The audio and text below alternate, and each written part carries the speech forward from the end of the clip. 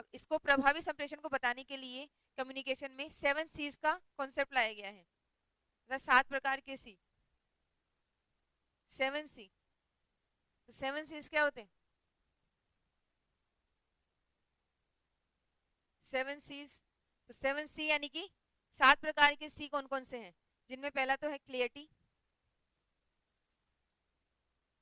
Clarity, clarity क्या होती है?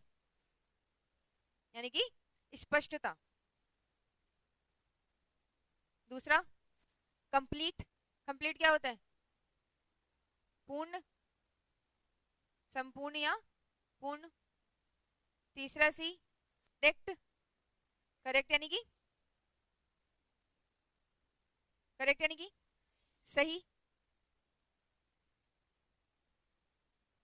क्लैरिटी हो गई, कंप्लीट हो गया, करेक्ट हो गया। एक होता है कार्टियस। कार्टियस क्या होता है? शिष्टाचार, शिष्टाचारी होगा। अब ये 7 C's को तो वैसे ही याद रखना पड़ेगा ना।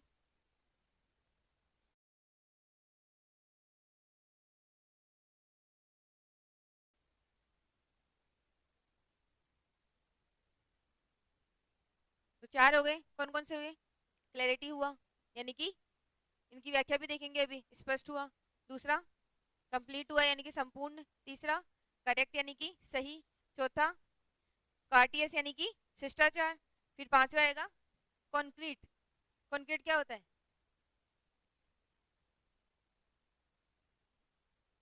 मूर्त अमूर्त में पढ़े थे ना, एब्स्ट्रैक्ट टू कंक्रीट, तो इसमें विशिष्टता आ जाएगी। वैसे तो उसमें मूर्त या अमूर्त, कंक्रीट टू एब्स्ट्रैक्ट जाते हैं या एब्स्ट्रैक्ट टू कंक्रीट जाते हैं, मूर्त से अमूर्त जाते हैं या अमूर्त से मूर्त की ओर जाते हैं? मूर्त से अमूर्त की ओर जाएंगे। तो कंक्रीट का मतलब क्या हो गया? अमूर्त, विशिष्ट। एब्स्ट्रैक्ट टू कंक्रीट यही हुआ ना, मूर्त से अमूर्त की ओर। तो इसके अंदर संचार में अपने को इसकी विशिष्टता के साथ में लेकर चलना है, यानी कि कंक्रीट का मतलब विशिष्ट होना चाहिए। फिर होता है इसमें कंसाइज। छठा सी होता है कंसाइज। कंसाइज यानी कि छोटा रूप, यानी कि संक्षिप्त, संक्षिप्त। और लास्ट आ गया सी कंसिडरेशन। कंसिडरेशन क्या होगा? कंसिडर करते हैं ना अपन, यानी कि किसी चीज का कंसिडर करते हैं, यानी कि उस पर विचार करते हैं, यानी कि विचारशील। हाँ, विचार करना, ध्यान देना, सोचना, ये सारे कंसिडरेशन में आ जाएंगे। तो 7 C's हो गए। 7 C's में इनमें से उठा उठा के इसकी विशेषता ही पूछ लेंगे, तो अपने को शब्द का मतलब पता होना चाहिए। तो सबसे पहले तो आ जाएगी अपने क्लैरिटी। तो क्लैरिटी क्या होनी चाहिए? कि स्पष्टता, यानी कि संप्रेषण करने वाले की स्पष्टता होनी चाहिए, यानी कि उसके शब्दों में स्पष्ट अभिव्यक्ति होनी चाहिए कि वो क्या बोल रहा है, क्या नहीं बोल रहा है। धीरे बोलेंगे तो समझ में आएगा। अब कोई जल्दी जल्दी बोल देगा तो उसमें स्पष्टता होगी? उसके शब्दों में नहीं होगी ना। तो उसको कैसे लेकर चलना है? मीडियम स्पीड में लेकर चलना है अपने संप्रेषण को, जिससे सामने वाले को अच्छे से समझ में आ सके। पहला हो गया क्लैरिटी, यानी कि स्पष्टता होनी चाहिए। दूसरा होगा कंप्लीट।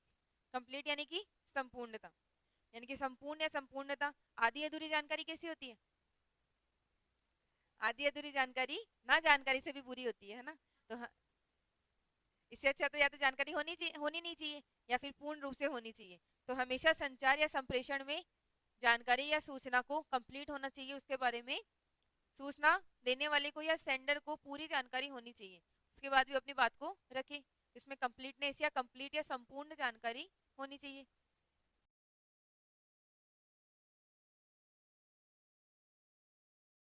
तीसरा है करेक्ट। तो सूचना तो करेक्ट होनी चाहिए, गलत सूचना को पहुंचा देंगे तो क्या होगा? क्या होगी? गलत सूचना देगी, वो सारा गलत ही है, फिर वो पूरी प्रोसेस ही गलत हो जाती है। तो हमेशा सूचना को सेंडर के द्वारा सही पहुंचाया जाना चाहिए।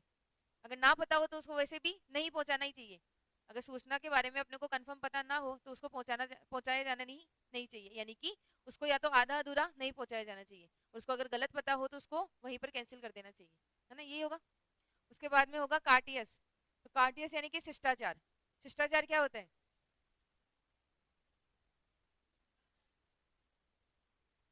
शिष्टाचार यानी कि सूचना पहुंचा रहे, इसका मतलब ये थोड़ी ना कोई गाली गलौज करके सूचना पहुंचाए, नहीं पहुंचाना चाहिए। शिष्टा यानी कि शिष्टाचार होना चाहिए, उसमें सिंसियरिटी होनी चाहिए, है ना। आराम से, प्यार प्यार से, भाव भाव से, कैसे बोलते हैं वो, भाईचारा, या फिर वो क्या बोलते हैं, टीचर होता है ना, तो टीचर झगड़ा करके थोड़ा ना कोई सूचना पहुंचाएगा।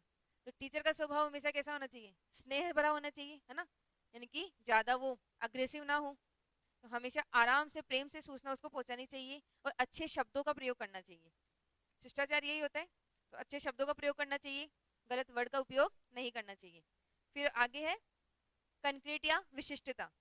संचार को प्रभावी बनाने के लिए विशिष्टता अनिवार्य है। विशिष्ट होगा तभी तो सामने वाला सुनने के लिए उत्सुक रहेगा, है ना। सामने वाला उत्सुक कैसे रहेगा, नॉर्मल बात बोलेंगे तो वो तो कैसे बैठा रहेगा कि ये तो हमें भी पता है।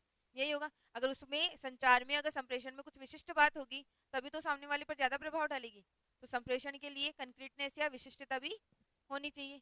फिर बाद में है कंसाइज। तो कंसाइज क्या होता है, संक्षिप्त। संक्षिप्त यानी कि कोई अपने पास बड़ा लेक्चर है, अब उसको उस बड़े लेक्चर को 1 घंटे का लेक्चर है, उस 1 घंटे को लेक्चर को अपन 10 मिनट के अंदर कैसे पहुंचाए कि वो प्रभावी रहे, या फिर उस 1 घंटे का पूरा निचोड़ उस 10 मिनट में आ जाए, यानी कि बड़ी बात को छोटे से समय में अच्छे से समझा देना। यही होता है संक्षिप्तता या कंसाइज, यानी कि छोटे समूह में या छोटे प्रकार में समझाना। फिर बाद में आता है कंसिडरेशन। तो कंसिडरेशन क्या होता है, विचारशील होना चाहिए।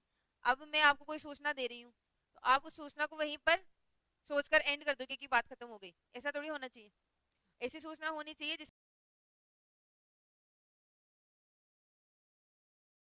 बारे में आप बात तक विचार कर सके, यानी कि उसको सोचे ही जाए कि हाँ इससे ये होगा, फिर उससे ये बात निकली, उससे ये बात निकली, विचारशील हो गया ना, कंटिन्यूस प्रोसेस चलती गई आगे। तो ये हमेशा संप्रेषण कंसिडरेशन या फिर विचारशील होना चाहिए। सातों सी में कंफ्यूजन कोई, क्लियर है ना सारे, बस इनके नाम याद रख लेना। सी से तो बहुत सारे आते हैं, क्या पता कभी ऐसे पूछते कि प्रभावी संप्रेषण की मुख्य विशेषताएं बताओ, तो प्रभावी संप्रेषण में सारी ये एक एक विशेषताएं आ जाएगी उसकी, है ना।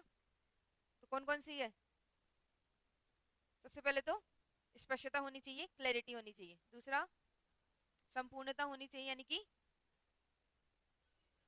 कंप्लीटनेस होनी चाहिए। तीसरा सही होना चाहिए, यानी कि करेक्टनेस होनी चाहिए। चौथा शिष्टाचार होना चाहिए, यानी कि कार्टियस होना चाहिए। पांचवा विशिष्टता होनी चाहिए, यानी कि कंक्रीट होना चाहिए। छठा कंसाइज होना चाहिए या संक्षिप्त होना चाहिए। और लास्ट सातवां विचारशील होना चाहिए या कंसिडरेशन होना चाहिए। क्लियर हो गया, संप्रेषण, प्रभावी संप्रेषण और 7 Cs। इनको लिख ले पहले, आराम आराम से पढ़ेंगे क्योंकि यही सारे वर्ड पीछे आएंगे, फिर पहले इनको ही पढ़ना है।